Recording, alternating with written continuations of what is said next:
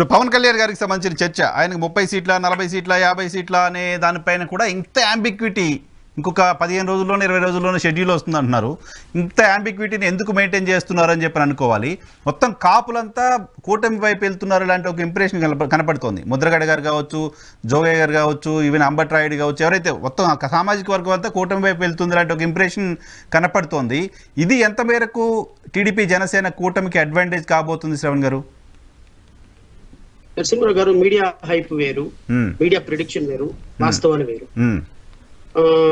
సభలకి జనాలు రావటం వేరు, సభలలో జనాలు అధిక నాయకుడు స్పీచ్లు ఇవ్వటం వేరు, ఆయన ఆ స్పీచెస్ ని జనాల్ని ఓట్లుగా మరల్చుకోవటం వేరు.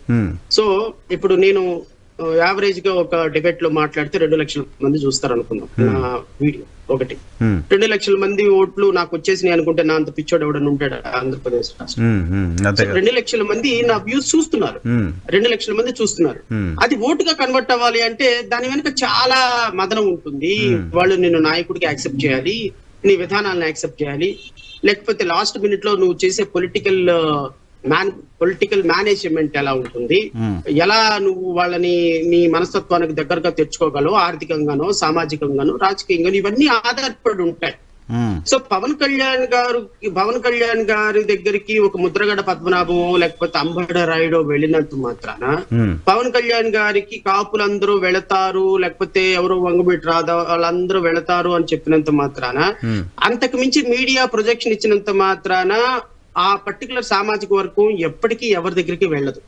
ఒక సామాజిక వర్గం ఎప్పుడూ కూడా ఒక వ్యక్తిని నమ్ముకొని, ఒక సామాజిక వర్గం ఒక వ్యక్తిని నమ్ముకొని ఎప్పుడు కూడా రాజకీయాలు చేయలేం. అండ్ సామాజిక వర్గాన్ని నమ్ముకొని హైప్ చేయటం వలన కూడా పవన్ కళ్యాణ్ గారికి చాలా లాంగ్ రన్ దెబ్బ తగిలే అవకాశం. ఇప్పుడు పవన్ కళ్యాణ్ గారిని పొలిటికల్ కెరియర్ పడిపోయింది. ఇప్పుడు ముద్రగడ పద్మనాభం ఒక మినిస్టర్ చేశారు, ఆయన ఒక చాలా లెజెండరీ పొలిటీషియన్ ఆయన. అయితే రాజకీయాలుగా పార్టీలు మారి క్రెడిబిలిటీ పోగొట్టుకున్నారు. కానీ ఒక వ్యక్తిని మీరు కులాలకి మతాలకి ప్రాంతాలకి అతీతంగా చూడాలి ఒక లీడర్ గా. అరవింద్ కేజ్రీవాల్ ఏ కులం నాయకుడు ఎవరికైనా తెలుసా సార్? ఏ కులం కూడా నాకు ఇప్పటి వరకు తెలియదు.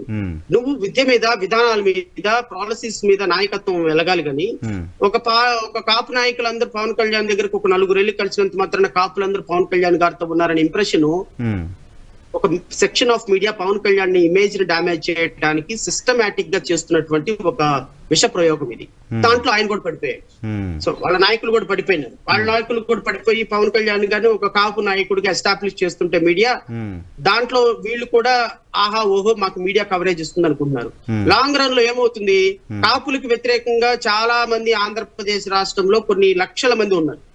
ఎందుకు? ఒక సామాజిక వర్గానికి ఇంకో సామాజిక వర్గానికి గొడవలు ఉంటాయి. సో ఈ గొడవలు ఉన్న సందర్భంలో వీళ్ళందరూ కూడా పవన్ కళ్యాణ్ లీడర్ గా ఎస్టాబ్లిష్ చేసుకోరు, ఓన్ చేసుకోవడానికి ఇష్టపడరు. ఒక పర్మనెంట్ గా ఒక సామాజిక వర్గానికి నాయకుడు అయినప్పుడు పర్మనెంట్ గా ఆ నాయకుడు దూరం పెట్టడం వల్ల ఏమవుతుందంటే ఆయన నాయకత్వం ఎదగనివ్వకుండా ఉంటారు.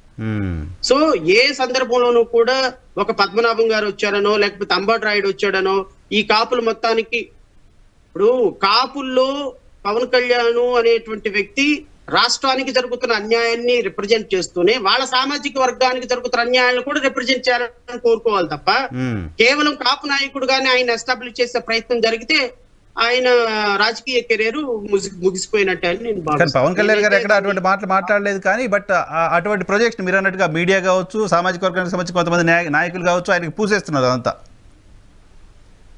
పూసేస్తున్నారు. ఆయన భావజాలం కూడా అదే. మీరు టాప్ టు 100 నాయకులను తీసుకోండి ఆ పార్టీలో, టాప్ 1 to టాప్ 100 పక్కన మనోహర్ గారు ఉన్నారు కదా సార్, టాప్ 2 సెకండ్ ఆయనే. నేనే పవన్ కళ్యాణ్ మనోహర్ ఏమన్నా అంటే నన్ను అన్నట్టే అని చెప్తున్నారు ఆయన. ఎక్సెప్ట్ మనోహర్ గారిని తీసేస్తే టాప్ 1 to 100 నాయకుల వరకు కూడా నేను అది కూడా తప్పుపట్టాను నరసింహరావు గారు, నేను అది కూడా తప్పుపట్టాను. ఎందుకంటే ఆయన నమ్మేవాళ్ళు వాళ్ళ కమ్యూనిటీలు కాబట్టి అది కూడా తప్పుపట్టను. కానీ పవన్ కళ్యాణ్ గారు రేపొద్దున ఒక కమ్యూనిటీ లీడర్ గా ముద్ర వేసుకునేటువంటి ప్రయత్నం చేస్తున్న సందర్భంలో అది తప్పు అంటున్నా, అది వాళ్ళకి ఒక అడ్వైజ్ చేస్తున్నా, అది కాదు మాకు ఇదే కరెక్ట్ అనుకుంటే మనం చేయగలిగింది అయితే ఏం లేదు.